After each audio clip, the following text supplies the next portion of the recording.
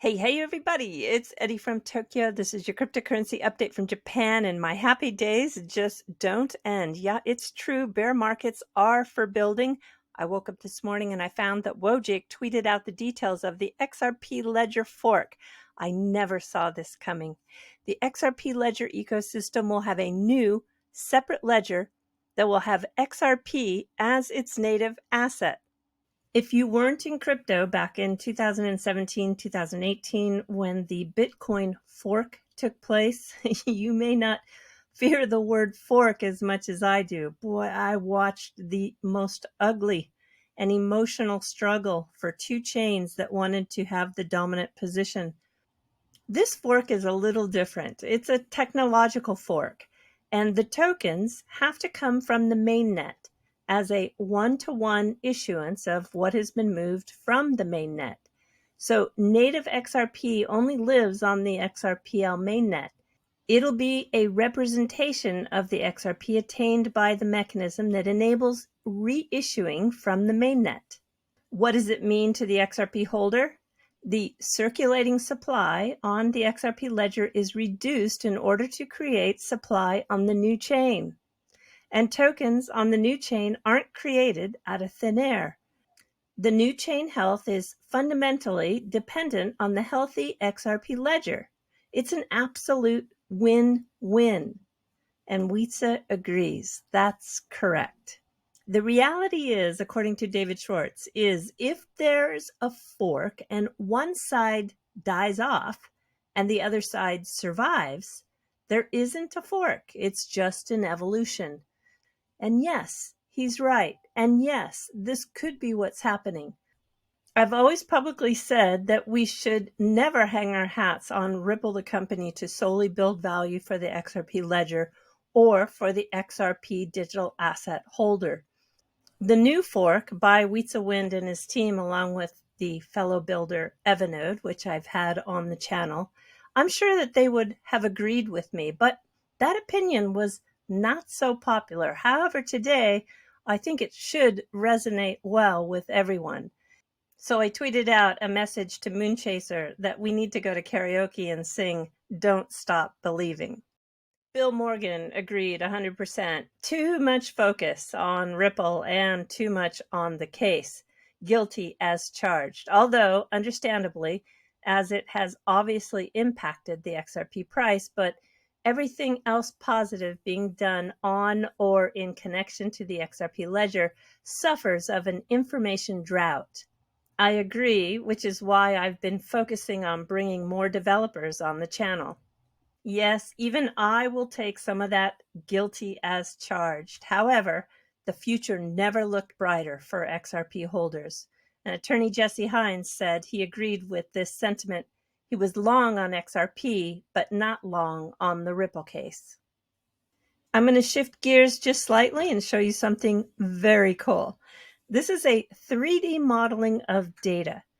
Data in the future is going to be entertaining, believe it or not, with the advancements in being able to tell a story that used to just live on an Excel spreadsheet. This is the future. This example is brought to you by Blockproof. This particular 3D model demonstrates proportion between developers building on 5 different networks, as well as the fluctuation of those numbers over 3 data points representing 3 years. Now, a little bit of a surprise from the Bearable Bull, who's going to be on the Good Morning Crypto Show this Wednesday, the 7th of June at 11 a.m. Eastern Time. But have a look at what he's up to. Welcome, ladies and gentlemen, to one of the most beautiful rooms in the world and one of the most beautiful hotels in the world. Cavo Tagu is the most followed hotel on the planet, and they just so happen to be big fans of the XRP army and big XRP holders. Me, since I first came here to Cavo Tagu in Mykonos, Greece 3 years ago, we've been in the works, making plans to try and showcase XRP to the best of our abilities. We believe XRP is the greatest digital asset ever created. And I also believe Cavo Tagu is the greatest hotel in the world. That's why to me it was a no-brainer that the best way to showcase XRP is to bring the first ever international XRP Army showcase right here to Mykonos, Greece. You tell me if it speaks for itself. A lot of these crypto events, like Bitcoin Miami, they get redundant. I don't like them. But to me, the XRP community is nothing but classy. We're the best. And we're gonna showcase the best digital asset in the world with the best group of people in the world and the best location on the planet. Cavo Tagu will be the location of the first ever XRP Army showcase. And I'm extremely excited to bring this to every single one of you. Plenty of special guests are already in the works. And it's gonna be a show to behold, without a shadow of a doubt. As always, ladies and gentlemen, I appreciate every single one of you. And I can't wait for September 2023 to show you what exactly happens next.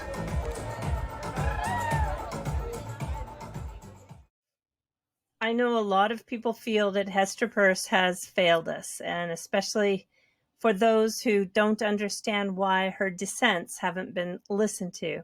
But I can tell you that with the new review that Gensler is going under in Congress, I think her voice is going to become louder and more powerful. Here is a mashup that I did from an interview that she was on just a couple of days ago. She's going to take you out. All right, everybody, until the next time, do take care. Sayonara for now. Bye-bye. I don't know whether or not my colleagues are thinking so much about us falling behind, because as I said, I think there really has been a decision made by a lot of people that this is an area where any innovation is not innovation we want to have happen here in the US. And that makes me sad, because as I sit in a regulator's chair, it's really difficult for me to know 10 years down the road where the most meaningful innovations will come from, whether it's going to be crypto, AI, some combination of them, or something totally different. It's not fun right now to think about the state of crypto regulation in the US. It's not. No. And the irony is that as a regulator, my job is also harder because we don't have a clear regulatory framework. I mean, none of us want the frauds and the scams.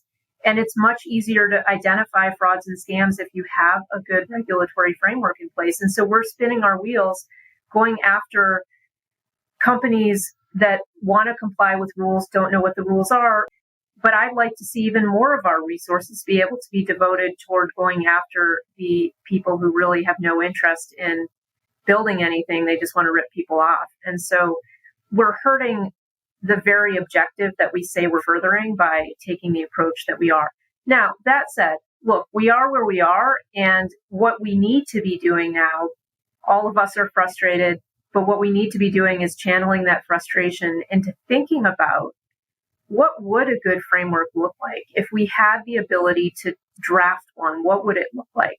So my charge, I think, as a regulator is to keep the doors to innovation open wide in the United States. I mean, we've always been the place people want to come from other places to build things. And that's how I want it to be. I want people to want to move here. I want the brightest people to want to build their companies and their projects here. And so in order for that to happen, I think we need to have an agnostic view. I don't need to be a cheerleader for crypto. What I need is just to work with them and say, look, here are the regulatory objectives. We need to protect investors and consumers, but we also need to, allow people to raise capital for their projects. And so how do we meet those regulatory objectives of making sure that that capital formation is happening in a safe manner, but also let people achieve their objectives? And that's what we should be doing. And I think other jurisdictions have been much more willing to try that. And I'm not a crypto advocate. I'm not an advocate of any industry. But when I look and I see a technology that potentially allows us to eliminate the need to trust centralized intermediaries, I think that that could be quite empowering for people. And so I guess that's what I wish my colleagues would be a little more willing to see. The idea that we have a potential new method for enabling humans to interact with each other is exciting, right? And it's a powerful concept that could really affect real people's lives in a positive way. So I wish they'd focus a little bit more on that potential. And look, I come to things from the perspective of people should be able to do with their hard-earned money what they want to do with it. The government shouldn't step in unless it has a really good reason for stepping in. So I'm always more willing to let people make their own decisions. I think they know more about their circumstances than I do, but that's not always the prevailing attitude in Washington.